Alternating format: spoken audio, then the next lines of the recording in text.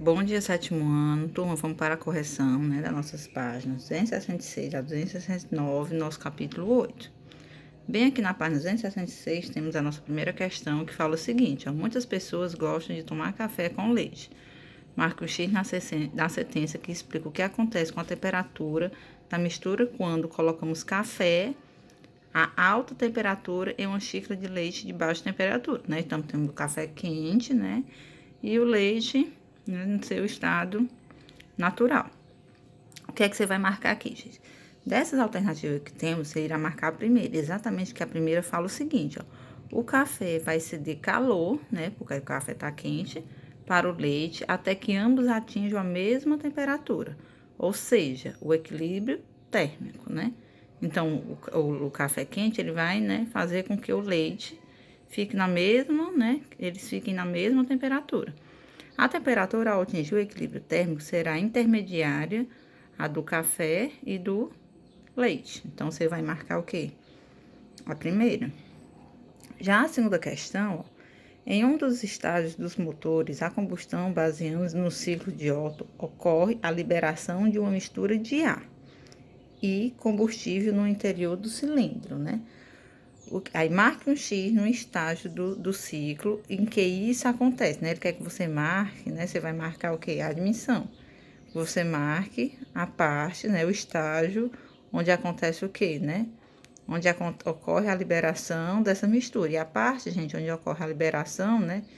Da mistura do ar, né? Junto ao combustível, vai ser na parte do quê? De admissão.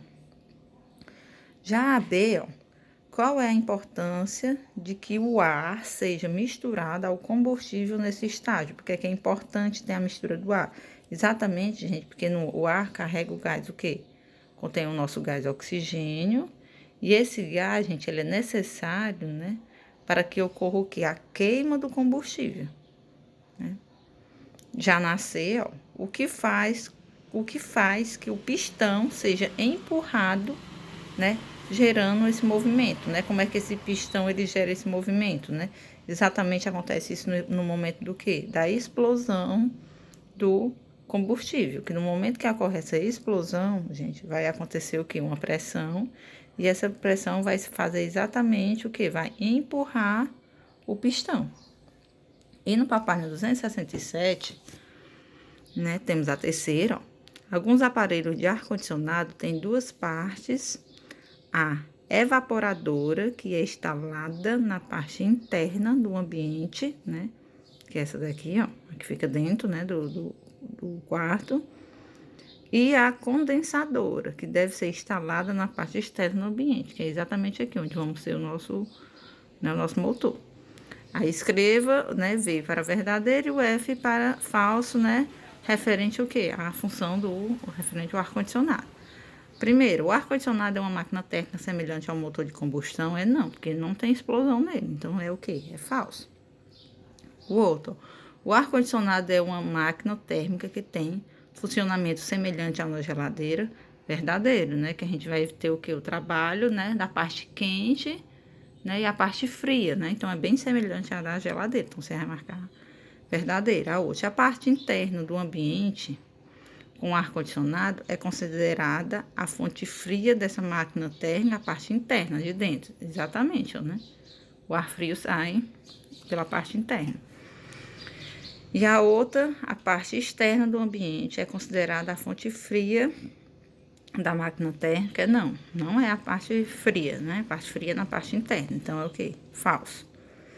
O outro, o ar-condicionado utiliza trabalho para retirar o calor da fonte quente, parte interna do ambiente, e envia para a fonte fria, parte externa do ambiente. Falso, gente. Na verdade, é ao contrário, né? A parte interna é a parte, né, que vai ficar mais fria. Aí o outro, ó, o ar-condicionado utiliza o trabalho para retirar o calor da fonte fria, parte interna, ó, e envia para a fonte quente, parte externa. Pronto, verdadeiro. Então, fica assim, gente, né? Vai ficar falso, verdadeiro, verdadeiro, falso, falso e verdadeiro. Quarta questão. Algumas pessoas utilizavam o radiador de geladeiras antigas para pendurar peças de roupas para secar, né? O povo fazia muito isso, né? Pegava aquela parte que tem aqueles ferros, né? e colocava roupa para secar. Hoje a maioria das geladeiras nem vem, né, mais essa parte atrás, né, ela é embutida.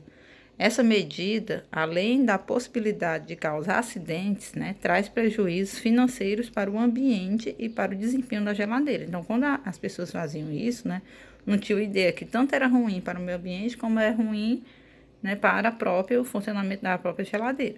Aí ele quer quer que você explique, né, o prejuízo, né, o que causa, como é que acontece esse prejuízo de acordo, né, com cada uma, tanto para o meio ambiente como para a geladeira. Ó. Para a geladeira, gente, qual é o prejuízo que a gente pode citar, né? A função, gente, do radiador é fazer o quê?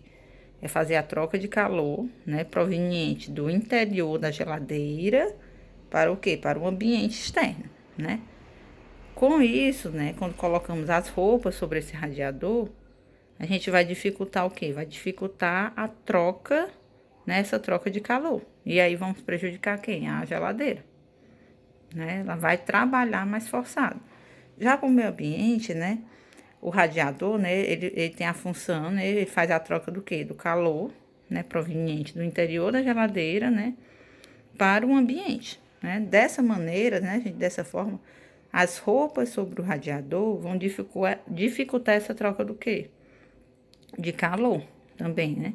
Vai aumentar, aí vai fazer o quê? A geladeira vai começar a trabalhar e vai aumentar o consumo de energia, né? Vai começar a querer trabalhar mais e vai aumentar o consumo de energia, né? Elétrica. Então, agora, gente, vamos para a página 268, né? A página que temos o resumo do capítulo, né? Que é sobre o que eu estudei. Temos aqui a primeira parte, ó. Calor e temperatura, ó, é a energia transferida de um corpo para outro por causa da diferença de temperatura. Se transfere o quê? De um corpo para outro? O calor. Bem aqui, ó, a medida do grau da agitação dos átomos a moléculas de um corpo. Então, quando está agitando, está acontecendo o quê? A questão da temperatura. E aqui temos as escalas, né? Ó, as escalas de temperatura mais utilizadas são a Celsius, Fahrenheit e Kelvin. Aí você vai colocar onde é cada uma. A primeira fica a escala Celsius, né? A diferença entre temperatura de ebulição e da solidificação de água em 100 graus Celsius, né? Que acontece na escala Celsius.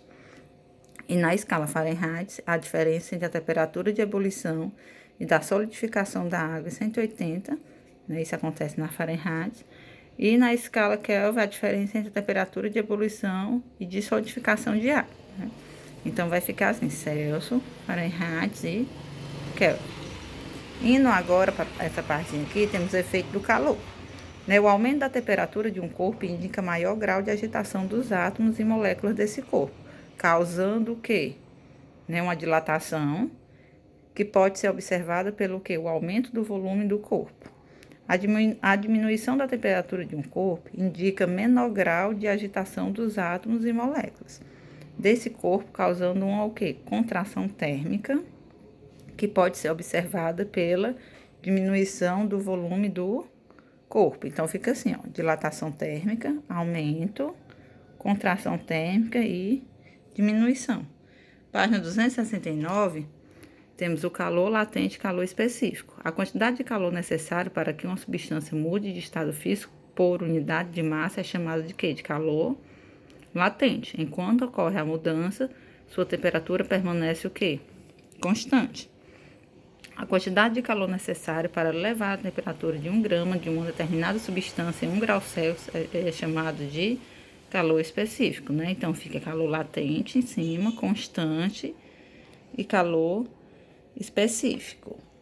Transferência de calor, né? Na transferência de calor por condução térmica, os átomos e moléculas do corpo com maior agitação, maior temperatura, transfere parte dessa energia térmica diretamente para átomos e moléculas próximas, que é exatamente o que acontece aqui na hora da fervura. Aqui, o processo de transferência de calor por convecção térmica que ocorre em líquidos gases envolve a formação de correntes cíclicas por causa da diferença de temperatura. E aqui embaixo, a propagação de calor por irradiação térmica ocorre por meio de ondas eletromagnéticas E temos aqui embaixo, né, dispositivos que são capazes de realizar trabalho útil, transformando a energia térmica em mecânica, né? Então, gente, nossa correção é essa. Não se esqueça de assistir e dar um ok após visualizar e corrigir bem direitinho a tarefa, tá bom? Tenha um bom dia.